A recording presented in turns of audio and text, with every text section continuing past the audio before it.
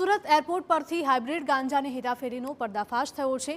બેંકોકથી આવતા મુસાફર પાસેથી હાઇબ્રિડ ગાંજો ઝડપાયો છે। ડીઆરઆઈએ 1.68 કિલો હાઇબ્રિડ ગાંજાનો જથ્થો જપ્ત કર્યો છે। ડીઆરઆઈએ બાતમીના આધારે તપાસ કરતા 24 પેકેટ મળી આવ્યા છે। એફએસએલની ટીમે તપાસ કરતા પેકેટમાં હાઇબ્રિડ ગાંજો હોવાનું ખુલ્યું હતું। પૂછપરછ કરતા આરોપીએ ડ્રગ્સ સપ્લાયર માટે આ ગાંજો લાવ્યાની કબૂલાત કરી હતી। આરોપીએ અગાઉ ગાંજાની હેરાફેરી કરી છે કે નહીં તે દિશામાં પણ પૂછપરછ કરવામાં આવી રહી છે।